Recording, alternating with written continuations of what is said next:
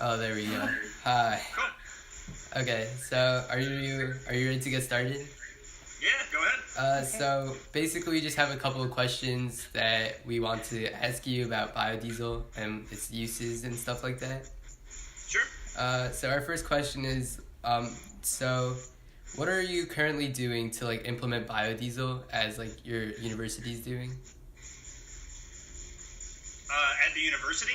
Yeah. So we are a licensed producer of biodiesel fuel. So we have, actually the lab you can see here, I'll turn it around. Oh, whoa. This is our production facility. So undergraduate students at Loyola are producing 100% biodiesel, and then that gets mixed with petroleum diesel fuel and is burned in our shuttle buses. They're kind of they're transit-style buses that take students between campuses that we have here in Chicago. So we've got multiple campuses, and so those buses are running on a mixture of Loyola biodiesel and petroleum diesel fuel. Oh, so you actually use the biodiesel to help transport students around? Correct. That's cool. Where do you guys get the used cooking oil or whatever you use to produce the biodiesel? So we collect that from cafeterias, primarily at universities and museums. So almost all of the universities in Chicago, Northwestern, DePaul, city colleges, School of the Art Institute, IIT. I mean, so most of the universities in Chicago are going to donate their oil to Loyola. Additionally, we get it from all the museums. So the Field Museum, Shed Aquarium, Museum of Science and Industry, right? So all those guys. So think all the colleges, all the museums, and then we have some restaurants that participate as well, and a few hospitals. But it's kind of essentially all of the institutions of higher education throughout the city. I see. Okay. So how do you think it'll be possible to incorporate higher blends of biodiesel as like a primary fuel? To implement higher blends? Yeah. So, biodiesel production is very proven. Biodiesel use, very proven as well.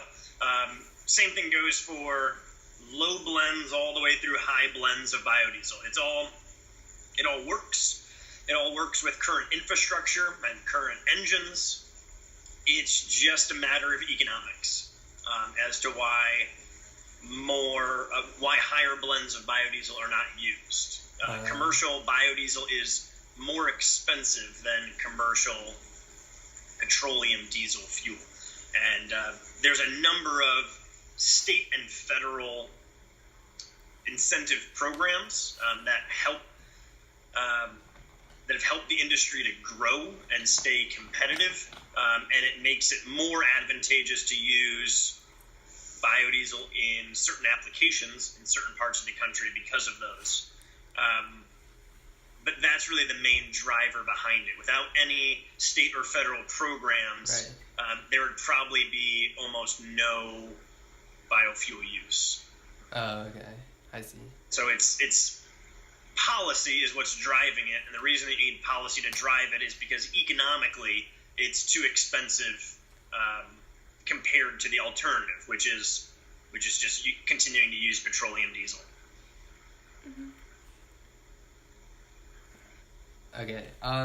So what do you see as like the future innovations of biodiesel? Like what can we do with current biodiesel to help improve upon that? So the biggest area where biodiesel needs to innovate is in its feedstock, the starting material that's used to make biodiesel. So a majority of biodiesel in the U.S. continues to be made out of brand new, unused soybean oil. So soybeans are grown in fields. The bean itself is crushed and you get an oil out of it. Right. And that oil then goes straight to biodiesel production. Now, some of that oil goes to be used for cooking, right? It gets used in deep fryers. After it gets used for that, then it can get collected again and turned into biodiesel. That's the used cooking oil that we're talking about. That's what we use.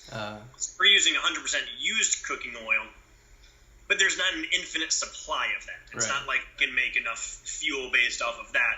There's not enough soybean oil. And the soybean oil is a highly desirable commodity product that other industries want access to as well. So we're competing with other industries, which causes the price to go up, right? More people want it, and so they can charge more for it. That's also that's part of why biodiesel is so expensive. So the innovation needs to come in, new ways to get that starting oil that we can use for making the biodiesel. So it needs to come from somewhere that doesn't compete with current markets. Right. So it needs to be a new source, and it needs to be easily, so that's kind of low chemical use, low energy, low cost. So it needs to be easy enough to then convert into a biodiesel fuel. There's a number of things that folks are looking at for this. New process technologies that would open up new feedstocks, as well as just growing new feedstocks, like algae cultivation to grow lipid oils. Then we got some. See those tubes right there? Yeah. That's our algal research as well. Everybody grows algae. There was recently a discovery of E. coli being able to produce a form of biodiesel. Have you heard of this as a new use of production? I didn't catch that first part. There was recently a discovery of E. coli being able to produce a form of biodiesel. Eco what? E. coli, the bacteria. The bacteria. Oh yeah, okay. So how? I don't know anything about that. That's fine. But like what we found out about it was like there's been like we can genetically modify the bacterium of E. coli and they can convert sugar into a type of biodiesel, and that biodiesel can be used in automakers for like 100% blends. Okay, and this is sugar conversion into biodiesel, not sugar conversion into ethanol. Yeah, it's to biodiesel. It's like a conventional type of fuel. Into what? Like a conventional type of fuel. Biodiesel, yeah. A conventional type of fuel? Okay, I was just confirming it is biodiesel. Typically, you convert sugars into ethanol or biobutanol. But this, you read that it is converted into biodiesel. Yeah, that's correct. Okay. Yeah, so I don't know about that specifically or the study that you're referring to. I know about this area of research in more general terms. We've identified a number of natural processes that are able to turn various feedstocks into biofuels, different biofuels, biodiesel, biobutanol, ethanol, all sorts of things. The challenge typically is that it does so at a very low concentration. So you have a large cultivation chamber that's fed with, that has all these sugars in there, as well as the dosed-in E. coli. And it's able to convert some of that into biodiesel.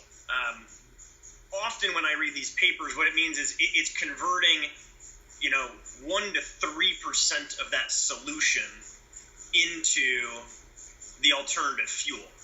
It then becomes an immense challenge to extract 1 to 3% of that solution into its pure form. Right. So again, I do not know this study that you are referring to or any of the successes that they may have reported. But the challenge for the past, 5 to 8 years for that line of research is the point at which that natural occurrence, that starts to buffer against itself and slow itself down, right? So at a certain point, it kind of reaches its maximum biodiesel concentration, which is very, very low still. And then it becomes incredibly energy intensive to isolate that one molecule at a low concentration from the rest of that solution. Right. Promising research, but very far from commercial viability. I see. So, do you feel that the potential benefits of biodiesel outweigh the negatives? Because isn't it that one byproduct of the reaction is glycerin, and that can be harmful? Glycerin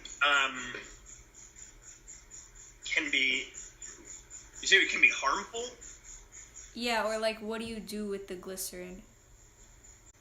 Two very different questions. Yeah. Sorry. You can do all sorts of stuff with the glycerin. It's not harmful at all. That's why you kind of surprised me. Yeah. The glycerin's super useful. We take a majority of the glycerin and we turn it into a green certified hand soap. And it's the hand soap that we used in all the restrooms at our university. Oh. Like 1,300 gallons of hand soap that we make every single year. It's recognized by the U.S. EPA and gets used for that. You can use it for all sorts of stuff. The downside of the glycerin that comes out of biodiesel production is that it is relatively low purity compared to other glycerin products. So glycerin itself has 1,000 different uses. You can use it for all sorts of stuff. Food sweetener, heart medication, chemical builder, tons and tons of stuff. And it's naturally occurring. It's biodegradable. It's not harmful by any means. It's that you end up with a lot of low-grade stuff that requires further processing. That is incorporated into the life cycle analysis of biodiesel and still comes out incredibly positive. Biodiesel made from used cooking oil can reduce total life cycle emissions by 85%. And the treatment, handling, and use of that byproduct, that glycerin byproduct, is included in that analysis. So, what do you see as the downsides to making biodiesel, if there are any? The economics is the biggest one right now, is that it's just, unfortunately, too expensive. There's a bunch of factors that lead into that, right? It's that feedstock that's hard to get and needs, right? We need a new feedstock. Right. It's also scale, right? So that there's efficiencies that come with scale. It's called economies of scale. And the petroleum industry has 100 years of economies of scale under its belt. The biodiesel industry is a whopping 15 years old. So it's really new. They don't have those same efficiencies to be had. Another disadvantage that biodiesel has, right, is that it's a very clean burning fuel, but we don't price emissions and carbon emissions into our products, right? So we continue to burn petroleum products. They damage our environment. They damage our local air, but that's not priced into what we pay at the pump. If we started pricing carbon and emissions into petroleum, right, overnight, it would be exorbitantly expensive, and biodiesel would be, everybody would be clamoring to get as much biodiesel as they possibly could. So biodiesel has a whole bunch of advantages. The fact that it works with our current infrastructure and current vehicles is a huge advantage. So it has a couple things working against it, for sure. And then in the long run, right, looking out, more than 50 years, biodiesel is not a carbon neutral fuel. It's a really good stepping stone to other fuels because it works with our current infrastructure. We don't need to invest in new pipelines and fueling stations. We don't need to invest in new trucks in order to start using this significantly cleaner fuel. We can start using it now. The problem for it in 50 years is going to be that we still need to get rid of biodiesel eventually too. Big advantage, we can use it now, and it's relatively inexpensive to start using. Right? It'd be less expensive to pay a little bit more to get biodiesel than it would be to go out and buy Tesla's new electric truck. Right. I don't even think you can do that. It's just a pipe dream. Yeah. They can't even make the Model 3. Come on. So overall, do you think that biodiesel makes a positive change in air and climate? Oh, yeah, huge. What kind of question is that? It has a real, like I said, the life cycle analysis shows an 85% overall reduction compared to petroleum diesel. But it has a real immediate local impact as well. That's very important. It reduces significantly particulate matter and sulfur emissions. So sulfur emissions is what's going to lead to acid rain. And then particulate matter is that nasty plume of black soot that comes out the back of a truck or a bus when you're driving. Biodiesel reduces that particulate matter a lot. That particulate matter doesn't disappear, right? Matter doesn't disappear. It just dissipates in the air. But we still breathe it. Our lungs work to filter that out. That has measurable results on human health, increases in asthma rates, lung diseases for young folks and older folks especially. Burning biodiesel has a real immediate impact, just even in the local area where it gets used. I think that's all. So. That's it. Oh, sweet, we fit it in. All right. Yeah. So thank you for partnering with power.fuels, our Lexus Eco team, and answering all your questions in your time. Yeah, guys, and when you got more questions in the future, let me know. Happy to jump on another call. All right, thank you so much. Thank you so much. All right. Hey guys, good luck. Thank you.